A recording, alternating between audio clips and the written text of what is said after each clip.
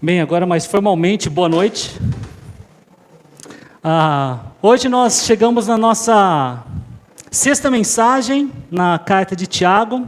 Nós que temos estudado ela desde o começo do mês passado, com o objetivo de aprender de Deus pela caneta que foi o meio-irmão de Jesus. Mas quando ele começa a carta dele, ele não se identifica assim, ele diz que é servo de Deus. E Tiago, na semana passada, ele já começou a destacar o assunto que eu também queria abordar ou ampliar com vocês aqui hoje. Nós vimos sobre a atitude que precisamos ter com a palavra de Deus. Mas antes de continuar, eu queria orar mais uma vez com vocês. Senhor, obrigado pelo privilégio de estarmos juntos, de desfrutarmos da Tua palavra, de aprender dela, Senhor. Nos ajude, Pai, a ouvi-la, mas com o desejo de praticá-la. E digo isso, Pai, a começar por mim. Eu oro assim em nome de Jesus. Amém. Então nós concluímos na semana passada que precisamos ter uma atitude acolhedora com a palavra de Deus. Devemos ser tardios para falar, tardios para se irar, e o contexto diz que é com a palavra de Deus. Ela que foi instrumento de Deus para a nossa salvação e também é o meio para lutarmos contra as nossas tentações. Se você tem acompanhado essa série de estudo desde o começo, já deve ter percebido que eu citei lá no nosso primeiro encontro. A impressão é que Tiago, ele não escreve a sua carta de uma forma sequencial e lógica. Porém, à medida que a gente se familiariza com esse escritor, com Tiago, e com o estilo dele, com o conteúdo dele, nós percebemos que ele tem uma linha mestra. E parece ser na prática da fé. E não é por menos que ele vai dizer no versículo 22, o que é possivelmente o versículo mais conhecido da carta de Tiago. Sejam praticantes da palavra e não apenas ouvintes, enganando-se a si mesmos. Tiago aqui, ele está dando um zoom in no significado de que nós vimos no versículo 21, de aceitar humildemente a palavra implantada. Olha só, voltando uma página aqui. Portanto, livrem-se de toda impureza moral e da maldade que prevalece e aceitem humildemente a palavra implantada em vocês. Parece que ele vai discorrer um pouco mais a respeito desse assunto. E ele está dizendo que fazer isso, ou seja, aceitar humildemente a palavra implantada, é colocá-la em prática. É ser praticante da palavra, que é manifestar a fé em ações e atitudes de acordo com o Evangelho, de acordo com a boa notícia que temos da parte de Deus para a nossa salvação e para a manutenção da nossa piedade e santidade. Eu não tenho dúvidas de que, na minha condição de pecador, graças a Deus redimido, e por causa da graça de Deus e da fé salvadora de Cristo, eu sei onde eu estarei na próxima etapa da minha vida. Mas eu também não tenho dúvidas de diversas mudanças que Deus fez e tem feito na minha vida. Para citar uma dessas mudanças, e eu falei isso para as crianças, eu joguei bastante tempo basquete. Quando eu tinha 16 anos, numa partida, eu fiz 58 pontos. E isso poderia ser motivo de alegria, ou somente de alegria, se não fosse a minha vaidade, a minha presunção. Mas algum tempo depois disso, a palavra de Deus foi implantada em mim quando eu criei no Senhor, em Jesus, como meu único e suficiente Salvador. E apesar de reconhecer que o mundo gosta de pessoas exibidas e arrogantes, depois de convertido, eu comecei a buscar exatamente aquilo que eu estava aprendendo na palavra de Deus. Os meus pensamentos e as minhas ações, e eu fazia isso num processo de discipulado com um amigo pastor, os meus pensamentos e as minhas ações, eles não mudaram do dia para a noite. Mas, à medida que eu via a palavra de Deus e a colocava em prática, eu percebia a diferença. As outras pessoas percebiam a diferença. nós não podemos confundir e nós devemos saber a diferença entre ouvir a palavra e praticar a palavra. Para entender melhor essa diferença, ainda que o contexto seja de salvação, eu queria que vocês, se trouxeram suas Bíblias, mas eu vou estar aqui também colocando no slide, abrissem Romanos capítulo 2, versículo 13, que diz: porque não são os que ouvem a lei que são justos aos olhos de Deus, mas os que obedecem à lei, estes serão declarados justos. Perceberam? Uma coisa é ouvir, outra coisa é aplicar o que foi ouvido. Ainda Paulo agora, só que aos Efésios, capítulo 1, versículo 13, ele diz: nele, quando vocês ouviram e creram na palavra da verdade, o evangelho que os salvou, vocês foram selados com o Espírito Santo da promessa. Se você tem o Espírito Santo de Deus, é porque um dia você ouviu, mas você também creu. E no quê? Na palavra da verdade, no evangelho. De novo, percebam, só ouvir não é suficiente. E aqui no contexto, de novo, o contexto de Romanos e Efésios é a respeito da salvação. E para garantir que vocês não me entendam aqui errado, ouvir é sim fundamental. Porque não há como eu crer em algo ou alguém se eu não souber no que eu tenho que crer. Então, voltando para Romanos, agora capítulo 10, versículos 14 e 15, como, pois, invocarão aqueles em quem não creram? E como crerão naquele de quem não ouviram falar? E como ouvirão se não houver quem pregue? Ouvir é necessário, mas se você achar que ouvir é suficiente, Tiago, ele disse, você engana a si mesmo. Os versículos que eu mostrei para vocês em Romanos e Efésios, como eu disse, eles estão num contexto de salvação. Eles foram para ilustrar essa diferença que existe entre ouvir e obedecer, e ouvir e crer. E sobre essa diferença, muitas vezes eu falo disso para vocês. As igrejas estão cheias de pessoas confiantes, mas equivocadas. Nelas existem pessoas que ainda não foram geradas pela palavra da verdade, para usar a expressão de Tiago no versículo 18. Nelas existem pessoas que ainda não são como os primeiros frutos de tudo que Deus criou, mais uma expressão do versículo 18. Nelas existem pessoas que ainda não possuem a palavra implantada, expressão do versículo 21. Pessoas que ainda não foram salvas. Só ouvir não é suficiente para a salvação. Para ser salvo, eu devo confiar, eu devo crer no evangelho que alguém pregou e eu ouvi. Agora, aqui em Tiago, o contexto ele não é de salvação, ele é de bênção. Tiago, ele não está dizendo que aquele que não pratica a palavra não é salvo, ou pior, que perdeu a salvação. Ele está mostrando que o praticante da palavra, ele é abençoado. Olha o versículo 25, pulando alguns, a gente volta nos outros depois. Mas o homem que observa atentamente a lei perfeita, que traz a liberdade, e persevera na prática dessa lei, não esquecendo o que ouviu, mas praticando, será feliz naquilo que fizer. Tiago aqui ele não está argumentando que os praticantes da palavra são os verdadeiros crentes.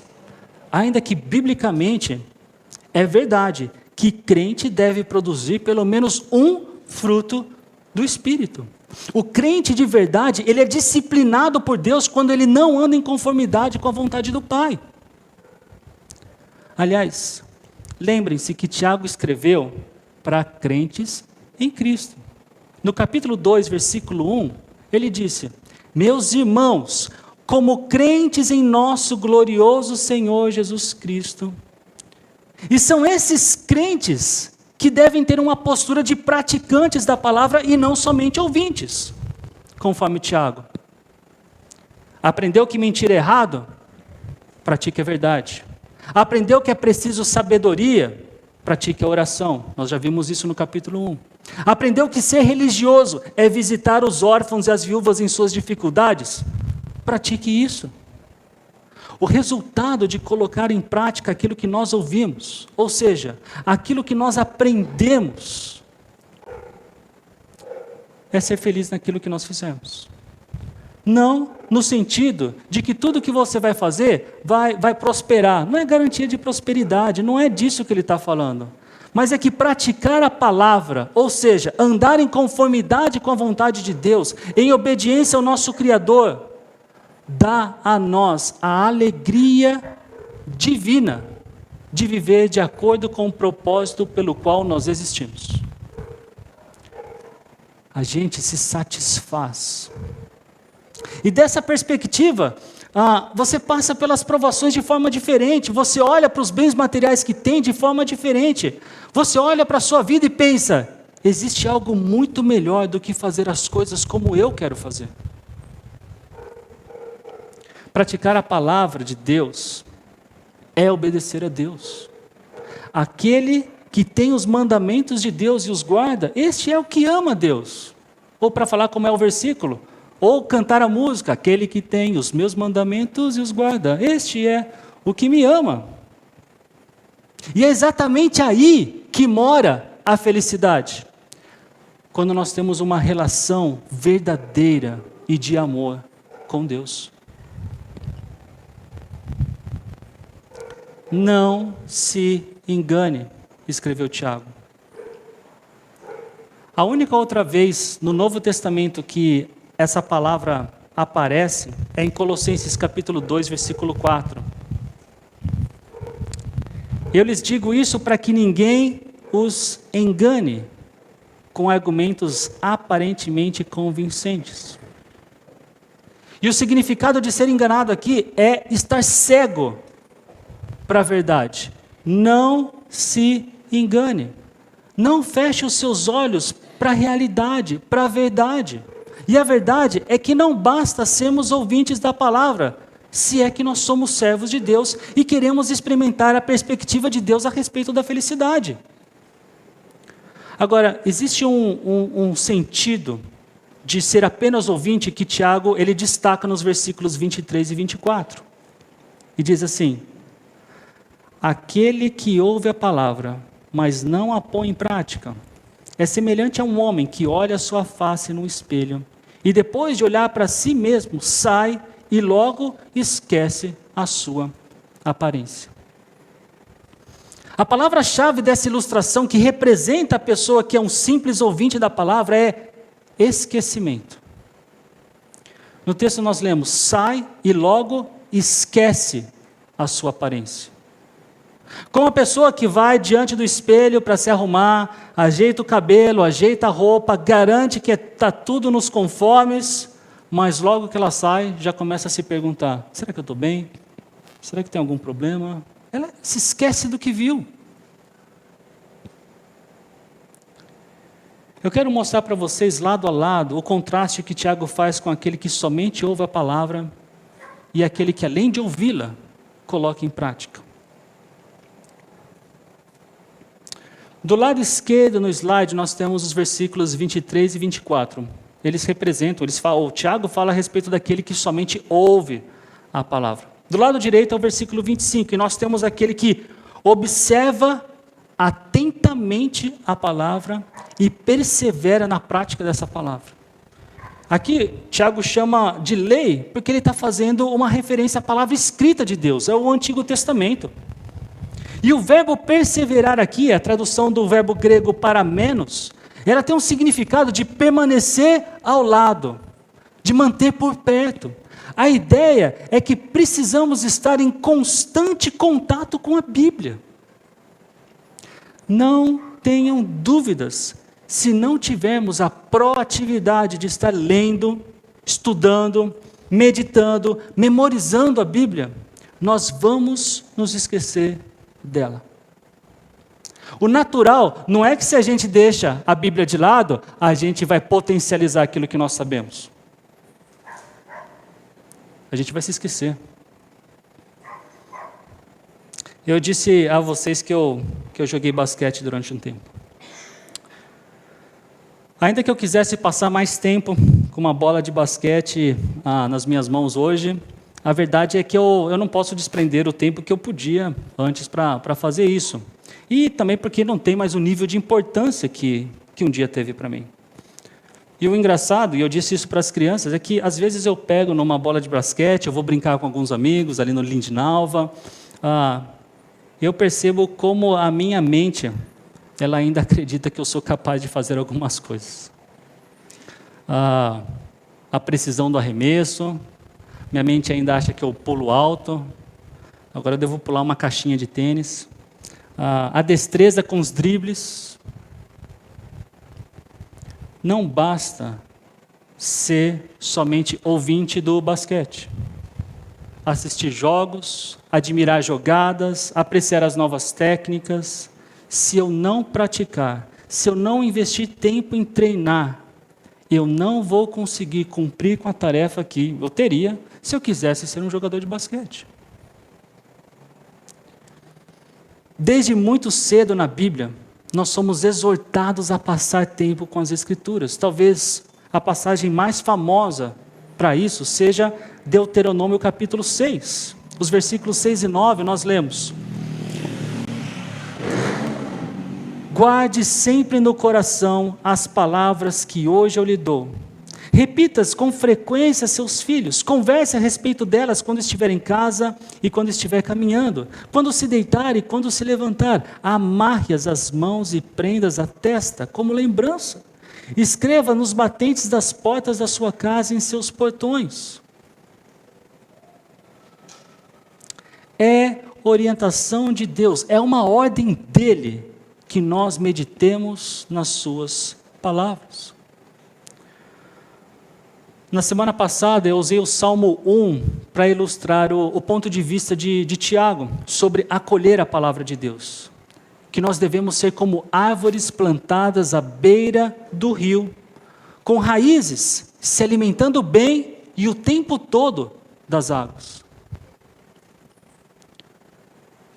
Deus disse a Josué, no capítulo 1, no versículo 8 do livro que leva o nome dele, ele disse: não deixe de meditar nas Escrituras de dia e de noite.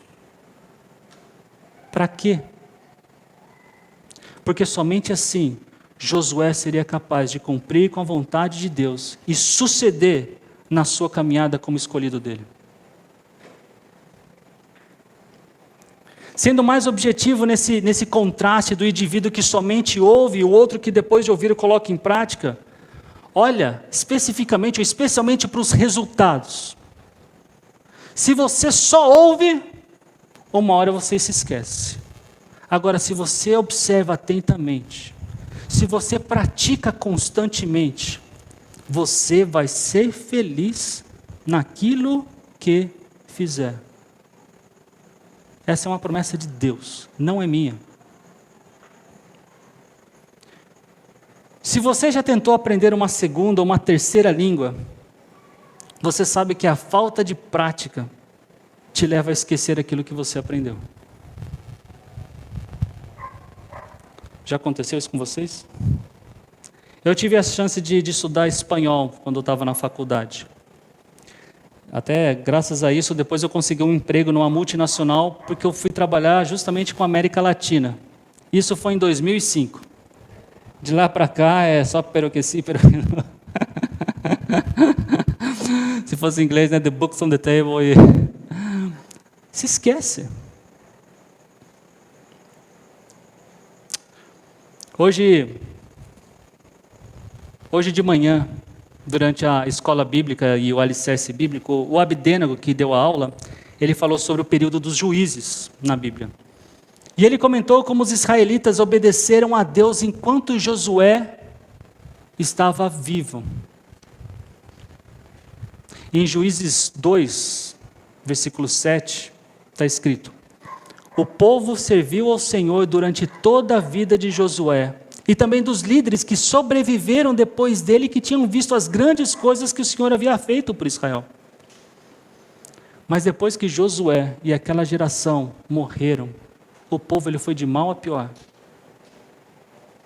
No versículo 10, 3 versículos depois, está escrito: depois que aquela geração morreu e se reuniu aos seus antepassados, surgiu uma nova geração que não conhecia o Senhor, nem tinha visto as grandes coisas que ele havia feito por Israel. O que aconteceu?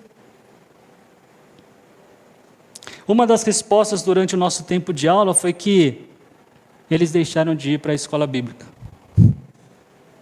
E apesar do tom chistoso, né, nessa resposta, é interessante pensar que o momento histórico em que vivemos enquanto igreja brasileira, ela mostra essa superficialidade no conhecimento das Escrituras. Tem igrejas que nem têm escola bíblica. E as igrejas que têm, no geral, estatísticas dadas pelo Abdênego, é que quem participa dela é de 10% a 20% daqueles que são parte da igreja. Eu acho difícil olhar para essa superficialidade bíblica dos nossos tempos e ignorar esses dados, que infelizmente vão muito além do Brasil. Eu aproveito e eu cutuco vocês aqui. A razão pela qual muitos de vocês não têm vindo na escola bíblica é mais importante do que aprender das Escrituras junto com os irmãos? Eu vou repetir a pergunta. A razão pela qual muitos de vocês não têm vindo na escola bíblica é mais importante do que aprender das Escrituras junto com os irmãos? Porque somente seremos capazes de colocar em prática, de sermos praticantes da palavra de Deus, depois de ouvirmos dela, depois de aprendermos dela. Antes de eu realmente crer em Jesus Cristo, eu me achava uma pessoa religiosa. Eu rezava um Pai Nosso, uma Ave Maria toda noite antes de dormir, e isso, eu não conseguia dormir se eu não fizesse isso. Eu buscava ir à igreja, eu conhecia os 10 mandamentos, eu tinha feito a primeira comunhão. Às vezes eu rezava o terço, e eu sabia mais a respeito de Deus do que a maioria dos meus amigos. O que eu não sabia era que a minha definição de ser religioso, ela é bem diferente da definição de Deus de ser religioso. Se alguém se considera religioso, Tiago está escrevendo no versículo 26, mas não refreia a sua língua, engana-se a si mesmo. Sua religião não tem valor algum. Ser religioso da perspectiva de Deus, conforme Tiago deixou escrito, é você estar informado da verdade e praticar. Aqui nesse primeiro caso é controlar a língua.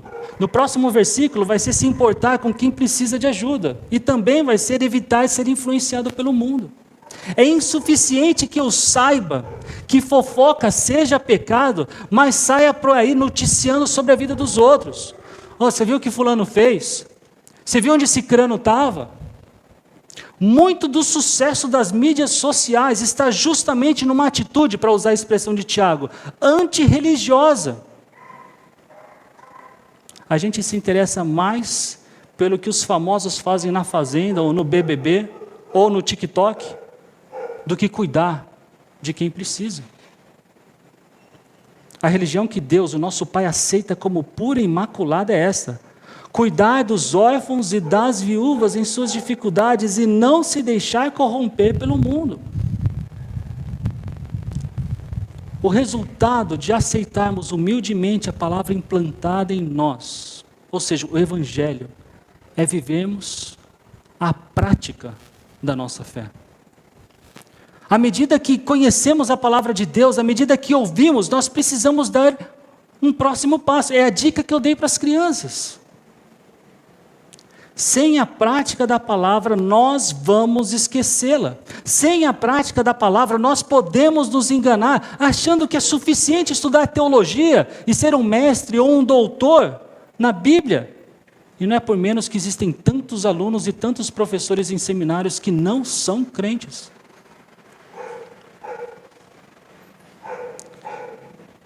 saibam que a nossa atitude com a palavra de Deus define a nossa felicidade.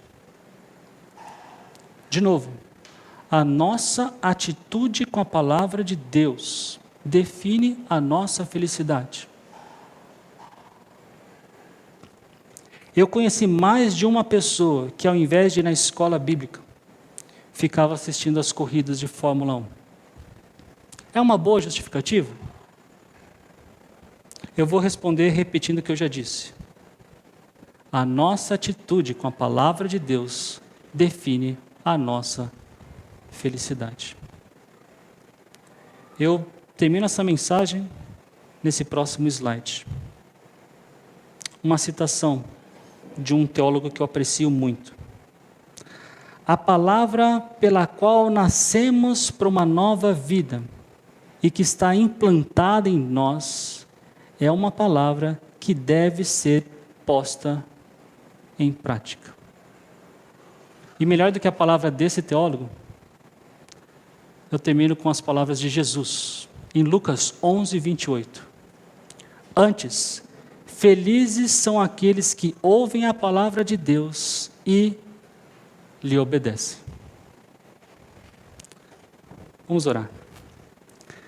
Senhor, antes de estar aqui diante dos meus irmãos, dos meus amigos, o Senhor sabe que eu estava pensando que, de certa forma, é muito fácil, é muito simples fazer com que os meus filhos ouçam a Tua palavra. Agora, fazer com que eles pratiquem. Senhor, isso me aponta mais uma vez para a dependência que eu tenho do Senhor. Mas como instrumento do Senhor na educação dos meus filhos, que eu proporcione, Pai, para eles. E eu sei que isso não vai faltar da Tua parte. Momentos para que eles cresçam, para que eles se desenvolvam, para que eles pratiquem a Tua palavra. E de forma semelhante, Pai, eu penso nos meus irmãos. Se não for o Senhor, Pai, colocar diante de nós situações para que de fato pratiquemos, não temos vontade para isso, Senhor. Coloque em nós, dê a nós um coração disposto, disponível para Te obedecer.